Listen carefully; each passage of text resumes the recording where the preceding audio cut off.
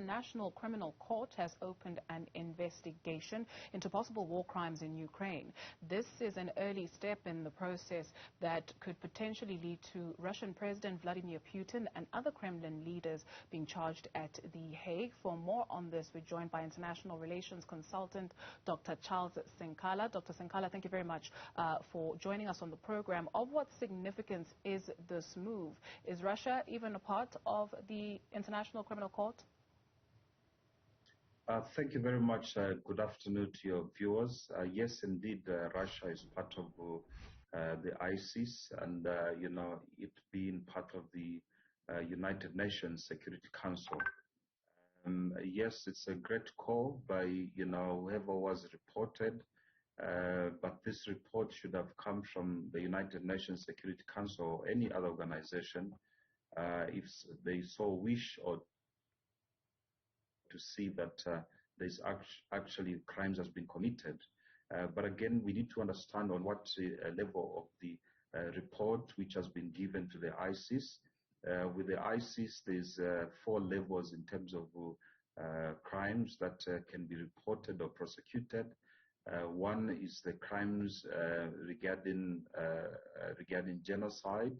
The second one is crimes, war crimes, and as well as I think they will look at the crimes against aggression or crimes against humanity. So it depends what level of the report that has been said, and as well there's quite a lot of processes in terms of investigations. When you take a look at the composition of judges on the ICC, it's people from various parts of the world. You've got a British lawmaker who began his 9-year term at the ICC, not too long ago. In terms of, could there be a conflict of interest? Perhaps let's put it like this, where you find people who are promoting national interest and who could potentially be conflicted here.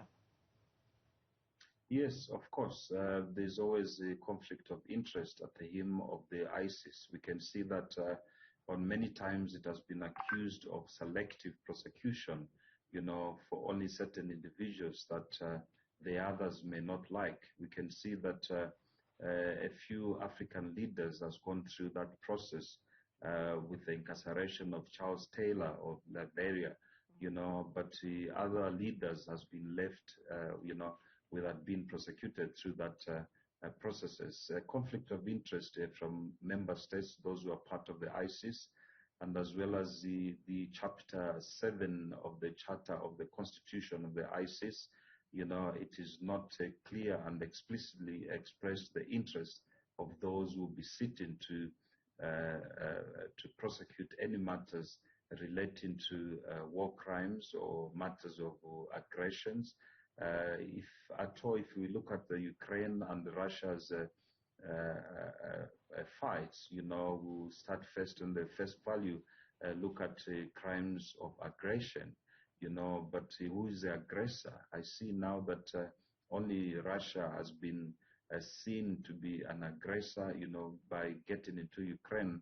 But of course, they will be subjected to investigations, pre-trial and trial, and as well as sentencing. But the prospects of getting these types of crimes, prosecuted and sentencing at the same time becomes very difficult, because some of these crimes involve the state and others as well involve the non-state actors. Some of the factors that the judges will consider, given that they're not in these countries, it's based on reports. What then is it that they will consider, and do countries like Russia in this instance have the power to block investigations against it? Yeah, of course. So those are the elements that will make the judges to have a difficult time in terms of even investigating. I don't think that since Russia has been reported, they will cooperate to invite the ISIS to come and investigate them.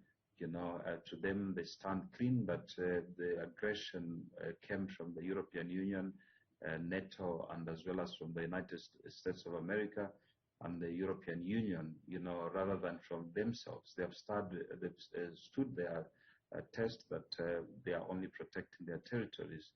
So the dynamics of prosecuting this matter, the prospects in my view, that is going to be a very tough one, but it's a step forward that this has been reported, to the ISIS, whom we believe that maybe they might hear this matter.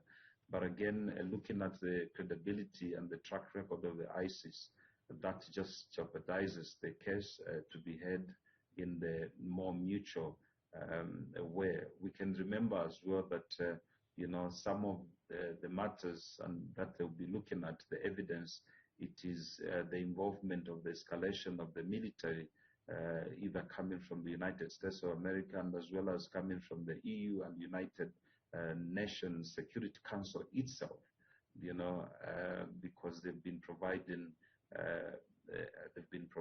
aid in terms of military and assisting Ukraine. But as well, the results are not that very good. We've seen loss of lives on the ground, and as well as the continuous damage to property amounting billions and billions of money. Dr. Sinkala, I may have missed it, but in the beginning of the conversation, you noted that Russia is part of the International Criminal Court, but did they not withdraw back in 2016, unless there's something that happened there? Yeah, look, Russia did not withdraw. Russia is part of the ISIS, International Criminal Court. Like I mentioned earlier, they are also part of the United Nations Security Council.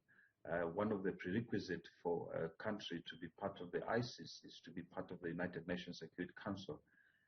So unless they recuse their position in the part of being the member of the United Nations Security Council and also being part of the ISIS, to allow the investigations to be handled, in the matter of that they've been accused.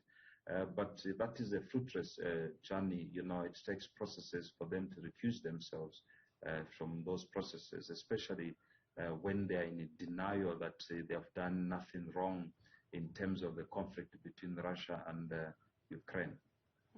Thank you very much for helping us make sense of the latest developments coming out of the International Criminal Court. Dr. Charles Sinkala is an international relations consultant.